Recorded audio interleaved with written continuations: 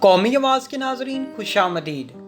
میرے رب کی لاٹھی بڑی بے آواز ہے، کب کس کی گردن کہاں سے دبوچ لے کچھ نہیں پتا۔ بس ایسا ہی کچھ مودی قصاب کے ساتھ ہونے جا رہا ہے۔ مظلوم مسلمانوں کا قتل عام، بے گناہوں کی عزت کا جنازہ نکالنے والے مودی کو آج پھانسی کے پھندے پر چڑھانے کی تیاری مکمل ہو چکی ہے۔ مودی امیت شاہ کی پھانسی کا فیصلہ ہو چکا۔ اقوام متحدہ نے متنازع شریعت بل کو لے کر اہم فیصلہ سنا دیا۔ ہندو دھرم کی سوچ نے مودی کو کہیں کا نہ چھوڑا۔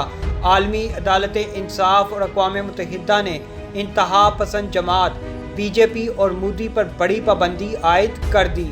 آج کی ویڈیو میں ایسے چشم کشا انکشافات بھی آپ سے شیئر کریں گے جو اس بات کا ثبوت ہے کہ دہلی فسادات کے پیچھے کون سی بیرونی طاقتیں بھی ملوث تھیں۔ ملک کی 72 معزز شخصیتوں کا صدر جمہوریہ رام ناتھ کووند کو مودی اور امیت شاہ کے خلاف کارروائی کے لیے خط لکھ دیا گیا۔ دوستو، ویڈیو میں آگے بڑھنے سے قبل اگر آپ نے قومی آواز کو ابھی تک سبسکرائب نہیں کیا تو اسے سبسکرائب اور بیل آئیکن پر کلک ضرور کریں، کیونکہ یہ میری اور آپ کی نہیں بلکہ پوری قوم کی آواز ہے۔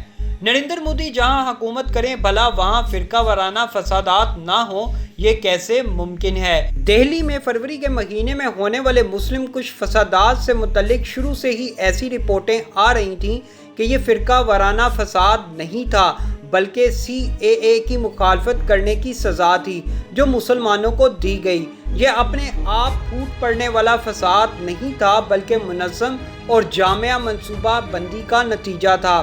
ایسا فساد کہ محض دہلی اور ہندوستان ہی نہیں بلکہ ساری دنیا میں اس فساد کا شور مچ گیا۔ سچ تو یہ ہے کہ 3 دن یعنی تقریباً 72 گھنٹوں تک شمال مشرقی دہلی جلتی رہی اور دہلی پولیس، کیجریوال کی دہلی حکومت اور مودی کی مرکزی حکومت تینوں اس فساد کے خاموش تماشائی بنے رہے۔ 24 فروری سے 26 فروری تک یہ عالم تھا کہ اس علاقے میں آگے پولیس ہوتی تھی اور پیچھے پیچھے بلوائی آگ و خون کی ہولی کھیلتے چل رہے ہوتے تھے۔ اس پہ کوئی حیرت ناک بات نہیں تھی کیونکہ دہلی کے حالیہ فساد بالکل گجرات ماڈل پر ہی تھے۔ جیسے گجرات میں سن 2002 میں وہاں کی مودی حکومت کے دوران 3 دنوں تک پولیس نگرانی میں مسلم نسل کشی ہوتی رہی اور پولیس خاموش رہی، ویسے ہی دہلی میں بھی پولیس کی موجودگی اور ان کی زیر نگرانی 3 دن تک دنگائی قتل عام مچاتے رہے۔ گجرات کی ہی طرح ہندو فرقہ کے مکانوں اور دکان پر بھگوے جھنڈے لگا دیے گئے تھے تاکہ بلوائی محض مسلمانوں کی املاک کو نقصان پہنچائیں، اور ہوا بھی یہی۔ گجرات ہی کی طرح دہلی کے اس علاقے میں بھی مساجد اور مزارات پر حملے ہوئے اور اس طرح دنگوں کا گجرات ماڈل دہلی بھی پہنچ گیا۔ صرف دونوں جگہوں کے دنگوں میں فرق صرف اتنا تھا کہ گجرات میں 2000 سے زیادہ افراد کو موت کے گھاٹ اتارا گیا تھا جبکہ دہلی میں 50 کے قریب لوگوں کو موت کے گھاٹ اتارا گیا۔ دہلی فسادات کے سلسلے میں اقلیتی کمیشن کی چشم کشا رپورٹ میں اہم انکشافات کیے گئے۔ فسادات کے ختم ہونے کے بعد جب پولیس نے اس کی جانچ کا سلسلہ شروع کیا تو اس میں بھی جانبداری کا مظاہرہ ہوتا رہا۔ گرفتاریوں میں بھی تعصب کی کار فرمائی رہی اور زیادہ تر مسلمانوں کو ہی گرفتار کیا گیا۔ بی جے پی کے بعض رہنماؤں کے مبینہ اشتعال انگیز بیانات نے فساد کی آگ بھڑکائی تھی۔ 3 روز تک مسلسل کشت و خون کا بازار گرم رہا اور حکومت اور پولیس خاموش تماشائی بنی رہی۔ فساد کے دوران پولیس کا رول بھی سوالوں کے گھیرے میں رہا۔ فساد کے دوران اور اس کے بعد کی رپورٹنگ میں پولیس کی جانبداری کو کھل کر بے نقاب کیا جاتا رہا۔ دہلی فسادات کے بعد ہونے والی تحقیقات میں اس بات کا انکشاف کیا گیا ہلاک ہونے والے 52 افراد میں سے 40 مسلمان ہی تھے۔ نقصان بھی سب سے زیادہ مسلمانوں کا ہی ہوا۔ دہلی پولیس کی جانب سے جو چارج شیٹ داخل کی گئی ان میں بھی فساد کا الزام مسلمانوں کے سر ڈالا گیا، جبکہ B J P leader Kapil Mishra کی اشتعال انگیز تقریر کے خلاف کوئی کارروائی نہیں کی گئی۔ یہ ہے انتہا پسند ہندو وزیر اعظم کا اپنے ملک میں اقلیتوں کے ساتھ ظالمانہ سلوک۔ دہلی اقلیتی کمیشن دہلی حکومت کا ایک آئینی ادارہ ہے۔ اس نے فسادات کی تحقیقات کے لیے ایک کمیٹی تشکیل دی تھی جس کے چیئرمین سپریم کورٹ کے advocate on record MR Shamshad تھے۔ اس تحقیقاتی کمیٹی نے بڑی جانفشانی کے ساتھ اپنی رپورٹ تیار کی، جو کہ دہلی کے لیفٹیننٹ گورنر، وزیر اعلیٰ اور نائب وزیر اعلیٰ کو پیش کی جا چکی ہے۔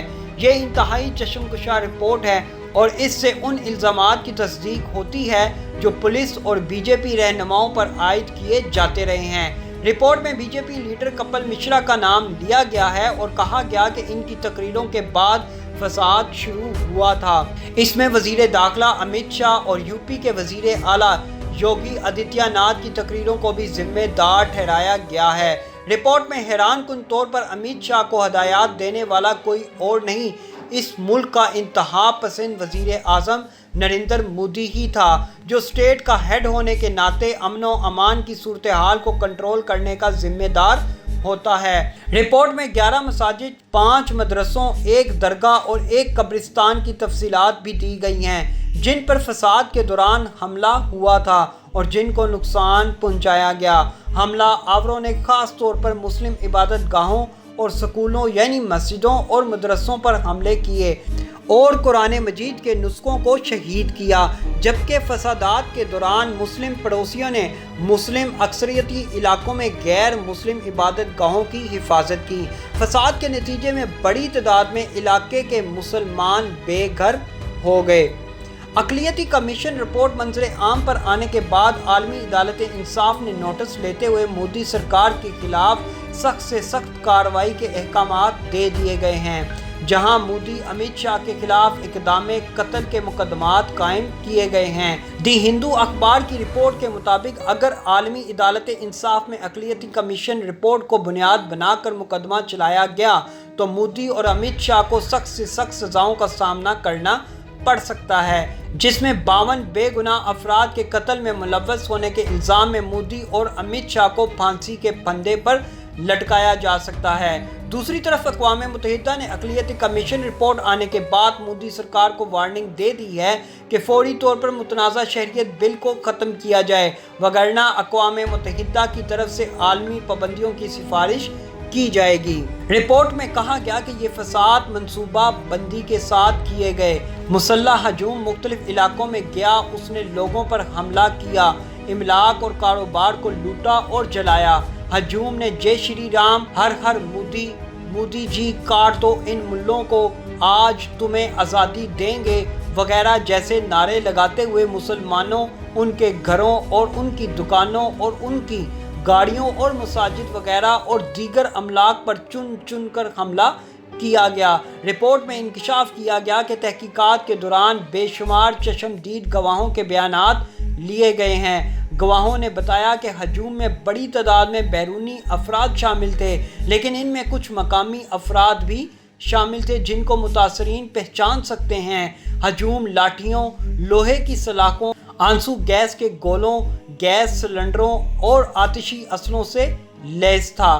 تحقیقاتی رپورٹ میں انکشاف کیا گیا کہ دہلی فسادات میں بار بار ایمرجنسی کال نمبروں پر فون کیے گئے، لیکن اس کے باوجود مودی کے احکامات کی وجہ سے پولیس نے ایک فون کال تک نہیں سنی، جس سے صاف ظاہر ہوتا ہے کہ مکمل پلاننگ کے ساتھ ہی دہلی فسادات کروائے گئے، جس کے بارے میں پولیس کو سب معلوم تھا۔ کمیٹی نے اپنی سفارشات بھی پیش کی اور حکومت سے ان پر عمل کرنے کی اپیل کی ہے۔ کمیٹی نے ہائی کورٹ کے کسی سبکدوش جج کے سربراہی میں ایک کمیٹی کے قیام کی سفارش کی ہے، جس میں 5 ارکان ہوں گے۔ کمیٹی نے سفارش کی ہے کہ تمام متعلقہ معاملات میں ایف آئی آر کے مناسب اور فوری رجسٹریشن کو یقینی بنایا جائے، جہاں شکایات کو ابھی تک ایف آئی آر میں تبدیل نہیں کیا گیا۔ تعزیرات ہند کی دفعہ 164 کے تحت متاثرین کے بیانات کی ریکارڈنگ کو یقینی بنایا جائے۔ دہلی گواہ پروٹیکشن اسکیم کے مطابق گواہ اور متاثرین کے تحفظ کو بھی یقینی بنایا جائے۔ تحقیقاتی ٹیم کی سفارشات حقیقت پر مبنی ہیں۔